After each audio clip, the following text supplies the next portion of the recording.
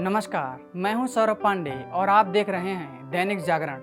1945 में जब दूसरा विश्व युद्ध समाप्त हुआ, उसके बाद अमेरिका और रूस के बीच शीत युद्ध की शुरुआत हुई।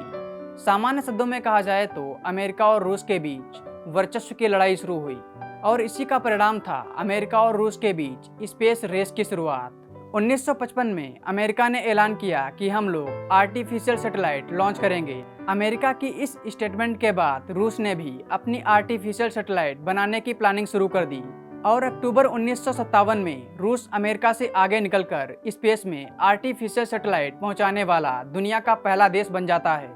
रूस की सैटेलाइट का नाम था स्पुतनिक फर्स्ट। इस स्पेस मिशन के बाद रूस ने अंतरिक्ष में एक और सैटेलाइट भेजी जिसका नाम था स्पुतनिक 2। इसके साथ रूस ने एक कुत्ते को भी भेजा था जिसका नाम था लाइका। रूस के इन सक्सेसफुल मिशंस को देखकर अमेरिका ने भी 1958 में अपनी पहली सैटेलाइट एक्सप्लोरर फर्स्ट लॉन्च की। अमेरिका और रूस की इस स्पेस रेस को देखकर भारत के मशहूर साइंटिस्ट विक्रम साराभाई का दिल अपने देश के लिए धड़कने लगा। उन्होंने सोचा कि क्यों ना भारत की भी अपनी एक अंतरिक्ष एजेंसी हो। 1962 में विक्रम साराभाई ने अपने इस आइडिया से जवाहरलाल नेहरू को प्रभावित किया और फाइनली 23 फरवरी 1962 को इंकोस्पार्क की स्थापना हुई। इंकोस्पार्क का पूरा नाम था Indian national committee for space research, जिसका बाद में नाम बदलकर इसरो कर दिया गया।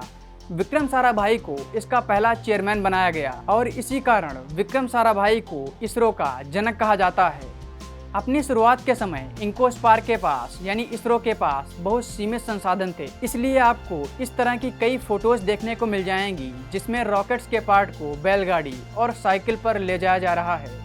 कई घटनाएं तो ऐसी हैं जिसमें संसाधनों के अभाव में इसरो एक टॉयलेट को मॉडिफाई करके सैटेलाइट डाटा रिसीविंग सेंटर बनाता है।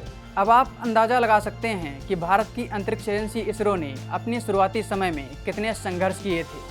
अपनी स्थापना के लगभग एक साल बाद इसरो ने नवंबर 1963 में अपना पहला रॉकेट लॉन्च किया। इस रॉकेट को नासा की सहायता से लॉन्च किया गया था और ये एक साउंडिंग रॉकेट था।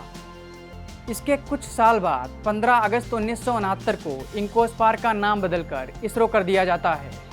इसरो को 1971 में एक बड़ा झटका तब लगा जब इसरो के चेयरमैन और इसरो के संस्थापक विक्रम साराभाई की मृत्यु हो जाती है।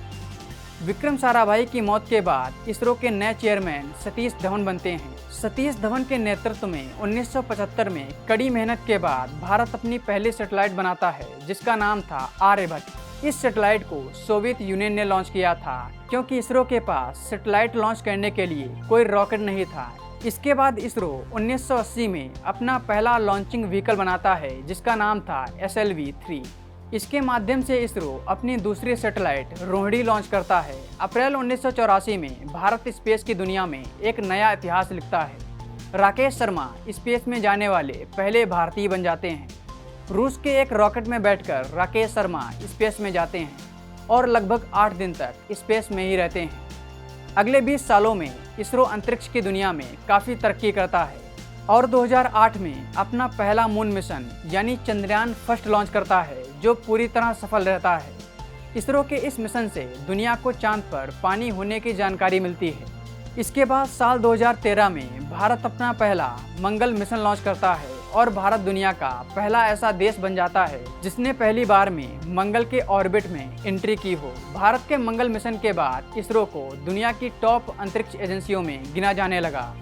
भारत का मंगल मिशन वाकई में ऐतिहासिक था। भारत चौथा ऐसा देश था जिसने मंगल ग्रह के ऑर्बिट में एंट्री की हो और इसरो ने ये मिशन मात्र $74 मिलियन में करके दिखाया था। मंगल मिशन की सफलता के बाद 22 जुलाई 2019 को इसरो ने अपना चंद्रयान 2 मिशन लॉन्च किया जिसमें भारत ने चांद पर सॉफ्ट लैंडिंग कराने की कोशिश की थी, लेकिन लैंडिंग से पहले इसरो का इससे संपर्क टूट गया था और यह चांद की सतह पर क्रैश कर गया था। इस फेलियर के बाद इसरो ने हार नहीं मानी और अब 2023 में एक बार फिर भारत ने अपना तीसरा मून मिशन यानी चंद्रयान 3 लॉन्च किया है जो जल्द ही चांद के दक्षिणी ध्रुव पर सॉफ्ट लैंडिंग करेगा।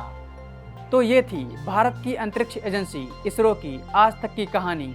ऐसे ही देश दुनिया की तमाम खबरों को देखने के लिए देखते रहिए दैनिक जागरण।